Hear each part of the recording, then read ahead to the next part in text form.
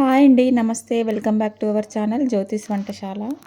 ఈరోజైతే నేను అల్లం చట్నీ చేస్తున్నానండి. ఇడ్లీ, దోస, బోండా, పునుగులు లాంటి టిఫిన్స్ చేసుకున్నప్పుడు రొటీన్‌గా చేసుకునే పల్లి టమాటా చట్నీ బోర్ కొట్టిందనుకోండి, ఇలా అల్లం చట్నీని ఒకసారి ట్రై చేసి చూడండి. డిఫరెంట్‌గా చాలా బాగుంటుంది. ఈ అల్లం చట్నీని చాలా వరకు అందరూ రకరకాలుగా చేస్తూ ఉంటారు. కానీ నా స్టైల్‌లో నాకొచ్చినట్టు చేసి చూపిస్తున్నాను. ముందుగా అయితే ఈ అల్లం చట్నీని ప్రిపేర్ చేసుకోవడానికి స్టవ్ వెలిగించుకొని ఒక ఫ్రై ప్యాన్ పెట్టుకున్నాను. ఈ ప్యాన్ కాస్త హీట్ అయ్యాక 1 టేబుల్ స్పూన్ ఆయిల్ వేసుకోవాలి. హీట్ అయిన ఈ ఆయిల్లోకి 1 టీ స్పూన్ ధనియాలు, 1 టీ స్పూన్ శనగపప్పు, 1 టీ స్పూన్ మినపప్పు, 5 to 6 ఎండుమిరపకాయలు, 2 ఇంచుల అల్లం ముక్కని తొక్క తీసుకొని ఇలా చిన్నగా కట్ చేసుకొని వేసుకోవాలి.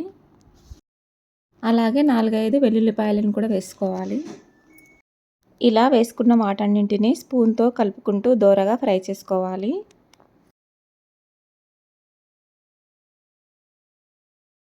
ఇవి ఇలా ఫ్రై అవుతుండగానే 2 రెమ్మల కరివేపాకు, హాఫ్ టీ స్పూన్ జీలకర్ర, పావు టీ స్పూన్ మెంతులు వేసుకొని ఫ్రై చేసుకోవాలి.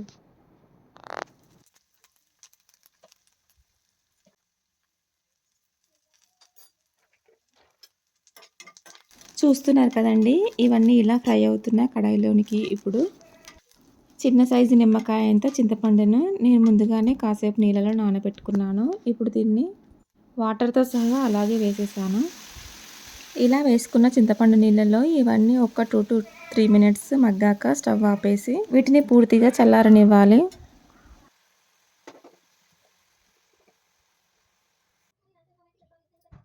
ఇలా మనం వేయించుకున్నవన్నీ పూర్తిగా చల్లగైన తర్వాత ఒక చిన్న మిక్సర్ జార్ తీసుకొని ఇప్పుడు ఈ మిక్సర్ జార్లోనికి ఈ మొత్తం అంతా వేసేసుకొని చిన్న నిమ్మకాయ సైజ్ అంతా బెల్లము, కొద్దిగా పసుపు, టేస్ట్‌కి తగ్గ సాల్ట్ వేసుకొని మూత పెట్టేసుకొని మధ్య మధ్యలో హాట్ వాటర్ని వేసుకుంటూ మెత్తగా బ్లెండ్ చేసుకోవాలి.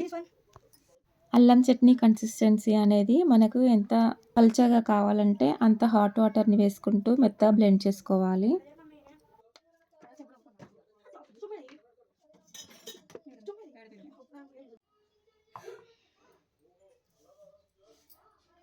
చూసారు కదండి, ఇలా ఒకసారి మిక్సర్ జార్లో ఉన్న మిశ్రమాన్ని పల్సిచ్చాక హాట్ వాటర్ని వేస్తూ మెత్తగా బ్లెండ్ చేసుకుంటున్నాను.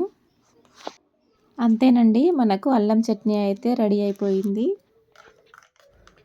ఇప్పుడు ఇలా మిక్సీ చేసుకున్న అల్లం చట్నీని అయితే ఒక సర్వింగ్ బౌల్లోకి తీసుకొని సర్వ్ చేసుకుంటున్నాను.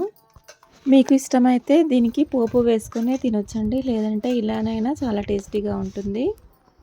చూసారు కదండి, కమ్మనైన అల్లం చట్నీ తింటుంటే గొంతులో చాలా హాయిగా ఉంటుంది. ఈ అల్లం చట్నీ ఇడ్లీ, దోశ, బోండా, పునుగులు లాంటి టిఫిన్స్ చేసుకున్నప్పుడు సైడ్ చట్నీగా చేసుకోండి, చాలా టేస్టీగా ఉంటుంది. ఈ అల్లం చట్నీ వీడియో కనుక మీకు నచ్చినట్లయితే ఈ వీడియోని షేర్ చేసి, లైక్ చేసి, సబ్స్క్రైబ్ చేసుకోండి. Thank you for watching.